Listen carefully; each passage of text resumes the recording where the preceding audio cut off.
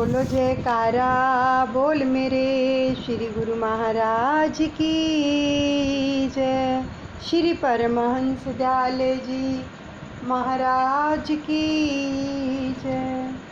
सर्वप्रथम हम अपने इष्ट देव श्री परमहंस दयाल दादा गुरुदेव जी के श्री चरण कमलों में लाखों करोड़ों बार दंडवत प्रणाम करते हैं और सभी परमहंसों के चरणों में भी दंडवत प्रणाम करते हैं। और हम श्रवण करने जा रहे हैं श्री अमर ज्योति दर्शन पंचम पातशाह सतगुरुदेव भगवान जी का जीवन चरित्र। और आज 10 जुलाई भी है। हमारे पंथ के संस्थापक श्री 108 श्री परमहंस दयाल दादा गुरु महाराज जी का निर्वाण दिवस।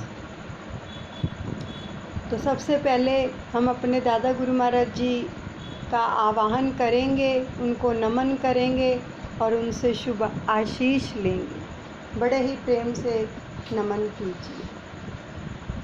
मेरे दादा गुरु महाराज तुमको लाखों प्रणाम, कोटि कोटि प्रणाम। मेरी बिगड़ी बनाने वाले तुमको लाखों प्रणाम, कोटि कोटि प्रणाम। अद्वैत का पाठ पढ़ाने वाले तुमको लाखों प्रणाम, कोटि कोटि प्रणाम। भव से पार लगाने वाले तुमको लाखों प्रणाम, कोटि कोटि प्रणाम। मेरे हाफू बाबा जी तुमको लाखों प्रणाम, कोटि कोटि प्रणाम। सहित देही उड़ जाने वाले तुमको लाखों प्रणाम, कोटि कोटि प्रणाम। अभी हम सबसे पहले आज श्रवण करेंगे दादा गुरु महाराज जी के निर्वाण दिवस पर कि वो किस प्रकार निज धाम पधारे। दिनांक 11 फरवरी और 1115 ईस्वी को महाराज जी के दाहिने अंगों को लकवा मार गया। तब वे टेरी में थे तथा सर्दी का वक़्त था। सर्दी बहुत थी तब और वो फरवरी में टेरी में थे। तो उधर बुढ़ापे का शरीर ठहरा। महाराज ने दादा गुरु महाराज जी ने उसी वक्त फरमाया कि जो पीर है, पीर को फालिज की मार और जुबान की दिक उसके निज धाम गमन की निशानी होती है। तभी से इलाज वगैरह से भी उदासीन हो गए। बीमारी की अवस्था में भी कुछ काल आगरा तो कुछ अरसा जयपुर में रहे। और कोहाट वालों के जो पाकिस्तान में है, कोहाट टेरी से नज़दीक ही है, तो कोहाट वालों के आग्रह पर हजूर पुनः सीमा प्रांत को चले गए। तो जयपुर थे, जयपुर से कोहाट वालों ने आग्रह किया कि वहाँ चलो, तो दादा गुरु महाराज जी उनके साथ वहाँ चले गए। तो जाते समय फरमाया, जब जा रहे थे ना जयपुर से, तब फरमाया, क्या फरमाया कि आबो दाना और कब्र की मिट्टी बुला रही है। पहले ही फरमा दिया त्रिकालदर्शी अंतर्यामी प्रभु ने। तो टेरी में 15 जून सन 1919 ईस्वी को श्री महाराज जी ने रोटी दाल खाना भी छोड़ दिया और 5 जुलाई को भगत अमीर तन जी को बुलाया 11 फरवरी 1915 में जो दादा गुरु महाराज जी को ये लकवा हो गया था, और फिर टेरी में 15 जून 1919 ईस्वी को श्री महाराज जी ने रोटी दाल खाना सब छोड़ दिया था, और 5 जुलाई को भगत अमीर चंद जी को बुलवाकर कहा कि इस समय जो पूछना चाहते हो हमसे पूछ लो, सब बताएंगे। इस पर भगत जी ने प्रार्थना की कि हजूर की यह दशा हम देख नहीं सकते हैं, क्योंकि जब सब कुछ खाना पीना छोड़ दिया प्रभु ने तो मन द्रवित हो गया उनका, और कहा कि हमसे आपकी ये दशा देखी नहीं जाती है, इसको कब तक दूर कीजिएगा। प्रार्थना कर रहे हैं कि अपने आप को तंदुरुस्त कीजिए। तो दादा गुरु महाराज जी ने कहा अब जीवन समाप्त है। साफ शब्दों में भगत अमीरचंद जी को ये वचन फरमा दिए कि अब जीवन समाप्त है, केवल पानी का आधार है। वह बात सर्वत्र फैल गई, यानी भगत अमीरचंद जी ने बाहर आके सबको बता दिया। तो जितने भी प्रेमी थे सभी ने विचार किया कि जब भगत जन इकट्ठे होकर कष्ट निवारण के लिए प्रार्थना करते थे ना, पहले जब कोई भी ऐसे कष्ट आता था दादा गुरु महाराज जी को, तो सभी प्रार्थना करते थे तो प्रभु स्वीकार करते थे, तब वे उसे ज़रूर स्वीकार करते थे। तब सबने दादा गुरु महाराज जी से प्रार्थना की तो महाराज बोले, हमने तो भगत जी को सियाना समझकर कुदरती राज बताया था, किंतु उन्होंने फ़कीरी भेद को प्रकट कर दिया सबके सामने। तो इस पर सभी लोग रोने लगे, क्योंकि सब पर भेद प्रकट हो गया कि अब दादा गुरु महाराज जी चले जाएंगे हमें छोड़कर। तो सभी रोने लग गए। कोई देख सकता है अपने प्रीतम को ऐसे जाते हुए? कोई नहीं देख सकता। तो सभी प्रेमी रोने लग गए, और जब सभी रोने लग गए तो दादा गुरु महाराज जी का दिल भी द्रवित हो गया। द्रवित होकर हजूर बोले, धैर्य रखो, मौत अटल सत्य है। पुराने कपड़े इंसान कब तक पहने रहे?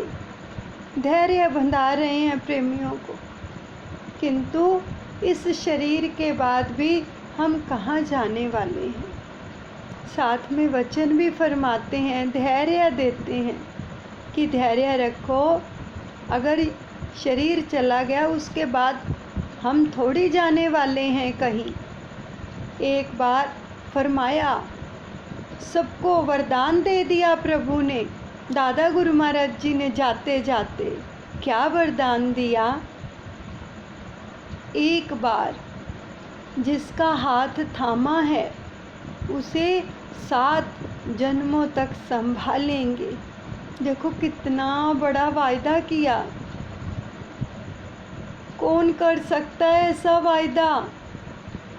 दादा गुरु महाराज जी के सिवा 7 जन्मों तक संभालेंगे हम जैसों को। 7 जन्मों का मतलब कि जब तक जन्म मरण के चक्कर से मुक्त नहीं कर देते तब तक उस जीव की, उस आत्मा की संभाल करेंगे। जिसने सतगुरु को, दादा गुरु महाराज जी को थामा है, और दादा गुरु महाराज जी ने जिसका हाथ थामा, ये वचन फरमाए हैं कि जिसका हाथ थामा है, जिन्होंने अपना हाथ पकड़ाया है और उन्होंने थामा है, उनकी 7 जन्मों तक उसको संभालेंगे। तो ये कितनी कृपा है प्रभु की। हमें कितना कितना शुक्रगुजार होना चाहिए उनका। जो इतनी बड़ी कृपा कर गए और कर रहे हैं। फिर वो दिन आ गया प्रेमियों, दिनांक 10 जुलाई 1919 ईस्वी, बृहस्पतिवार, आषाढ़ शुक्ल द्वादशी को प्रातः 6 बजे श्री परमहंस दयाल दादा गुरु महाराज जी निज धाम सिधार गए। शास्त्रोक्त विधि के अनुसार भगत अमीरचंद जी के मकान में उनके पार्थिव शरीर की समाधि दी गई। महाराज श्री की और 2 समाधियों का उल्लेख मिलता है। श्री भाई योगानंद जी महाराज जी के पास गुरुदेव का एक दांत रखा हुआ था। भाई योगानंद जी निजी सेवादार थे दादा गुरु महाराज जी के। दादा गुरु महाराज जी ने उनको जो भेष प्रदान किया था अपने ही कर कमलों से किया था। तो उन्होंने जयपुर में लाल डूंगरी के गणेश जी के स्थान पर उस दांत को स्थापित किया। ये स्थान लाल डूंगरी जयपुर में है, जहाँ पर दादा गुरु महाराज जी की दंत समाधि बनी हुई है। और कोहाट में एक नाई होता था जिसका नाम था हीरा नाई।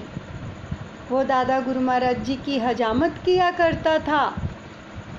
तो एक बार वह हजूर के तराशे हुए नाखूनों को, यानी दादा गुरु महाराज जी के नाखूनों को उसने काटा और उनको बाहर फेंकने जा रहा था। तो दादा गुरु महाराज जी ने उसे रोका और आपने उसे रोककर कहा, हीरा मत फेंको ये नाखून, इन्हें कागज की पुड़िया में बांधकर बाबू अमीरचंद जी को दे दो। वे अपने घर के निचले कमरे में इन नाखूनों की समाधि बना दें। ये वचन फरमाए दादा गुरुदेव ने, मन्नत मांगने वालों की मन्नतें वहीं पूरी होंगी। देखो, जिनके पदनख की ज्योति में, जिनके नाखूनों के अंदर इतनी पावर है कि केवल उनके नाखूनों की समाधि पर माथा टेकने से लोगों की सारी ख्वाहिशें पूरी हो जाएं, मन्नतें पूरी हो जाएं, तो सोचो वो किस हस्ती के मालिक हमें मिले हैं। फिर फरमाया कि मेरे पास लोग सिर्फ सत्संग के लिए आए, यानी जिनको सत्संग की, भक्ति की और दादा गुरु महाराज जी की ज़रूरत है, वो केवल दादा गुरु महाराज जी के पास जाएंगे। और जिनको दुनियावी चीज़ों की ज़रूरत है, उनकी इच्छाएं तो नाखूनों की समाधि पर माथा टेकने मात्र से ही पूरी हो जाएंगी। तो सोचो कितनी कमाइयाँ कर गए हैं वो हमारे लिए। तभी तो दादा गुरु महाराज जी के केवल नाम का उच्चारण करने से ही सबके कारज रास हो रहे हैं। केवल नाम का उच्चारण करने से कितनी शफा दे रहे हैं सबको, कितनी कृपा मिल रही है। कहाँ मिलेंगे ऐसे सतगुरु, ऐसे पूरन संत, ऐसे मेरे अवधूत बाबा। पंचम पातशाह सतगुरुदेव भगवान अपने वचनों में फरमाया करते कि श्री परमहंस दयाल जी की इतनी कमाइयाँ हैं कि मूल को तो अभी हमने हाथ ही नहीं लगाया, ब्याज मात्र पर सारा संसार पल रहा है। तो सच बताओ कि कितनी ऊंची हस्ती के मालिक हैं दादा गुरुदेव। और सच में आज हृदय द्रवित हो रहा है कि इतना सुंदर वायदा जो कर गए कि जिसका हाथ एक बार थामा है 7 जन्मों तक उसको संभालेंगे। तो वो हमें संभाल के रखें, हमें और क्या चाहिए प्रेमियों। कितनी कृपा। आज ऐसे लग रहा है कि हम कितने भाग्यशाली हैं कि हमें दादा गुरु महाराज जी मिले हैं, उनकी चरण शरण मिली है, ऐसे अवधूत बाबा मिले हैं जो हमारी पल पल रक्षा कर रहे हैं, पल पल संभाल कर रहे हैं। कितनी कृपा है, अपना सुरक्षा कवच प्रदान किया है कि हर परिस्थिति में हमारी रक्षा कर रहे हैं, नाम से जोड़ रहे हैं। पल पल के लिए हर पल नाम से जुड़े रहें और दादा गुरु महाराज जी के वचनों की पालना करें, उनके बनाए हुए बंदों की खिदमत करें, नाम जपें, अच्छे कर्म करें और अपने दिल के अंदर किसी के लिए भी दुई ना रखें। और सभी भगवान एक हैं, ऐसी दृष्टि रखें, तभी हम उनका स्नेह, उनका आलिंगन, उनका प्यार पा सकेंगे। और आज महसूस कीजिए कि वाकई में ही उन्होंने हमारा हाथ थाम रखा है, जो हमें पग पग पर गिरने से बचा लेते हैं, अपने गोद में उठा लेते हैं। कितनी कृपा कर रहे हैं। ऐसा सानिध्य दादा गुरु महाराज जी का हमें मिलता रहे और हम उनके आशीर्वाद से नाम भजन सुमिरन में लगे रहें। अब हम पंचम पातशाह सतगुरुदेव भगवान जी का जीवन चरित्र श्रवण करते हैं। आगे का जो प्रसंग आ रहा है वो है उच्च आदर्श। बड़े प्रेम से श्री दर्शन करते हुए पंचम पातशाह सतगुरुदेव भगवान जी के श्रवण कीजिए कि श्री परमहंस अद्वैत मत आध्यात्मिकता का सर्वोच्च स्तंभ, गुरु भक्ति की ज्योत्सना को जन मन में पहुंचाने में रत, विश्व में परमार्थ का नायक बन गया। इसके महान आदर्शों को अपनाना और जीवन को आचरणमयी बनाना आवश्यक था। सभी निर्धारित नियमों का परिपालन करते हुए मानव जन्म के ध्येय को पाना सर्वोच्च लक्ष्य था। श्री अनंतपुर की राह और आपके नूरानी तेजोमय स्वरूप के दर्शन की चाह गुरुमुखों को बरबस ही दीवाना बना देती। आपने भी उन्हें गुरु भक्ति पथ पर दृढ़ करने के लिए कुछ एक नियम निर्धारित किए, जिनकी परिपालना करने का आदेश दिया। प्रथम, अपने विचारों में सर्वस्व समर्पित भाव से भक्ति के प्रति परिपक्वता हो। दूसरा, माता पिता एवं निकट संबंधियों की सहमति परम आवश्यक है। सभी अस्थायी शरणागतों के लिए कम से कम 5 वर्षों तक प्रत्येक श्री आज्ञा को शिरोधार्य कर सेवा सुमिरन और सत्संग में रुचि लगाकर पूर्ण लाभ उठाना। श्री गुरु आज्ञा का पालन करते हुए सदैव समय का सदुपयोग करना। आपने श्री प्रयागधाम में शरणागति का मार्ग खोल दिया और महाराष्ट्र में अल्प संख्या में गुरुमुख शरणागत हुए। आपने श्री अनंतपुर में स्थायी रूप से शरणागत हुए गुरुमुखों एवं नवागत गुरुमुखों में से कुछ एक को श्री प्रयागधाम, अमरधाम, विवेक धाम और आलोक धाम आदि स्थानों पर भक्ति के नियमों की परिपालना करते हुए निवास करने का आदेश दिया। आप जब भी श्री प्रयागधाम में कृपा करते तो वहाँ के शरणागतों को विशेष समय प्रदान करते, उन्हें मन माया के धोखे से सतर्क रहने तथा भक्ति के नियमों की परिपक्वता से पालन करने के लिए सचेत करते। आरंभ में आपने उन्हें एक बार वचन फरमाए, गुरुमुखों को हर वक्त अपने लक्ष्य को ध्यान में रखना ज़रूरी है।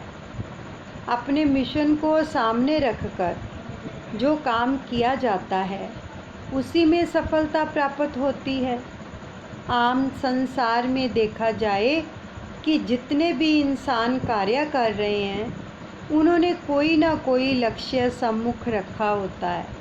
मिसाल के तौर पर कोई वकील बनना चाहे, कोई मिनिस्टर अथवा कोई धन जायदाद इकट्ठी करना चाहता है, वह दिन रात उसी धुन में संलग्न रहता है और उसके सम्मुख एक ही लक्ष्य होता है कि इस रुतबे को हासिल करना है। तो वह उसी के पीछे हर वक्त दौड़ धूप करता रहता है और उसी को हासिल करने के प्रयत्न में जुटा रहता है। उसे अपने काम से एक सेकंड भी जो है अवकाश नहीं है। अब वास्तव में सोचा जाए तो यह ख्याल और लगन गलत है, क्योंकि यह आत्मा की चीज़ नहीं। जीव की सब दौड़ धूप केवल शरीर तक ही सीमित है, इसके आगे उसकी पहुंच ही नहीं है। मगर वे अपनी नासमझी के कारण अपने अपने कार्य में जुटे हुए हैं। उन्होंने कोई ना कोई मिशन अपने सामने रखा हुआ है जिसकी संत महापुरुषों की दृष्टि में कोई अहमियत ही नहीं है। सब गुरुमुख जो इस दरबार में आए हैं इनका भी कोई ना कोई मिशन है। उसी मिशन को ही हर वक्त अपनी निगाह में रखना है और वह मिशन जो है वह लक्ष्य क्या है? गुरुमुख बनना। अब गुरुमुख किसे कहते हैं? जो गुरु के मुख से निकले हुए वचनों को दिल से तथा सदा भावना से अपने हृदय में बसाए और उन पर अमल करे। कितने सुंदर वचन आ रहे हैं। गुरुमुख कौन है? कहने से कोई गुरुमुख नहीं बनता। जब तक हम अपने सतगुरु के वचनों पर नहीं चलेंगे, उनके वचनों की पालना नहीं करेंगे, तब तक हम गुरुमुख नहीं बन सकते हैं। उनके वचनों पर अमल करना है, तो उसी का नाम ही सच्चा गुरुमुख है। उसी बात को हर वक्त अपने सन्मुख रखना है कि कहीं मुझसे गुरु के वचनों का उल्लंघन ना हो जाए। बस यही मिशन है गुरुमुख का। अब बार बार आप सबसे निवेदन किया जाता है, जो लोग भी श्री अनंतपुर जाते हैं, पंचम पातशाह सतगुरुदेव भगवान जी के वचनों को ज़रूर याद रखें, उन पर अमल कमाएं। ये नहीं वहाँ जाकर आ गए, दर्शन हो गए तो हो गया सब, नहीं। शांति भवन में जाकर जितने दिन रहो, 1 घंटा भजन सिमरन श्री पंचम पातशाह सतगुरुदेव भगवान जी की आज्ञा है। कोई भी गुरुमुख बाहर से आ रहे हैं, उन्होंने स्थायी निवासियों के लिए भी ये वचन फरमाए, तो हमारा फ़र्ज बनता है उनके वचनों की पालना करना, तभी हम गुरुमुख कहलाएंगे। ये उन्हीं के वचन हम श्रवण कर रहे हैं। और लंगर खाओ तो लंगर में जाकर अगर जिसको भी कोई भी शारीरिक प्रॉब्लम है, तो ये श्री गुरु महाराज जी के वचन हैं। जो कोई श्रद्धा से लंगर में जाकर भोजन ग्रहण करेगा तो वो सभी कष्टों से निजात पाएगा। आप सोच लो, जब हम श्री अनंतपुर जाते हैं तो क्या हम इन वचनों की पालना करते हैं? चाहे हर त्योहार पर जाते हैं, अगर इन वचनों की पालना नहीं करके आते हैं तो फिर हम गुरुमुख कैसे बनेंगे? शांति भवन में जो 1 घंटा पंचम पातशाह सतगुरुदेव भगवान जी ने भजन की आज्ञा की सबके लिए, और साथ में ये वचन भी फरमाए कि वहाँ पर सुरत और शब्द का मेल होता है। जब हम ध्यान करके दादा गुरु महाराज जी के श्री चरण कमलों में बैठते हैं, उनके सुंदर मुखड़े को निहारते हैं, और ऐसे लगता है वहाँ से पता नहीं कितनी ऊर्जा मिल रही है हमें, क्योंकि वो नाम के भंडारी हैं। तो इसलिए जितने दिन रहो श्री शांति भवन में, सारे दिन में जब भी समय मिले 1 घंटा भजन करके आना है। फिर फरमाया कि मन हर वक्त सतर्क है, वह एक पल भी अपने काम से गाफिल नहीं है।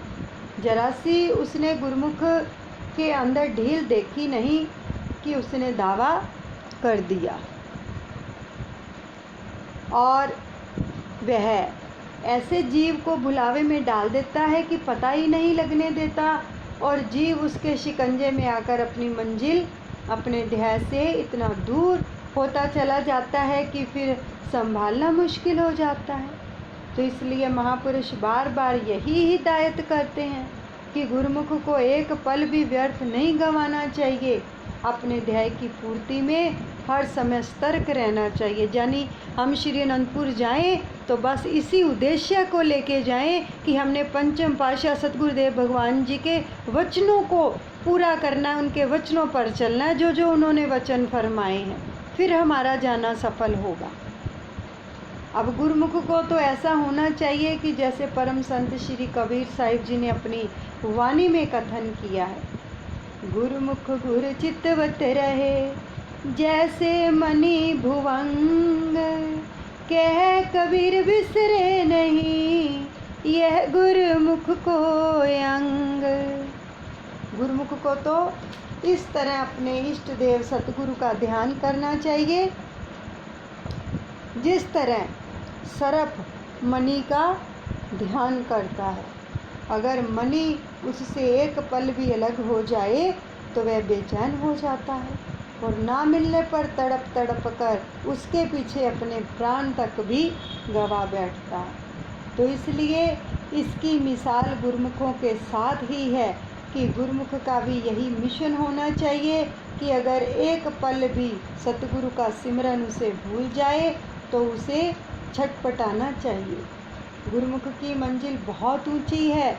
जो विचार गुरुमुखों के होते हैं उसका मुकाबला संसारी आदमी के विचार नहीं कर सकते। श्री सतगुरु दादा दीनदयाल श्री तीसरी पातशाही महाराज जी प्रायः फरमाया करते कि श्री दरबार के एक छोटे बच्चे के विचारों का संसारी आदमी, फिर वह चाहे बैरिस्टर हो, मिनिस्टर अथवा फिलासफर क्यों ना हो, मुकाबला नहीं कर सकता।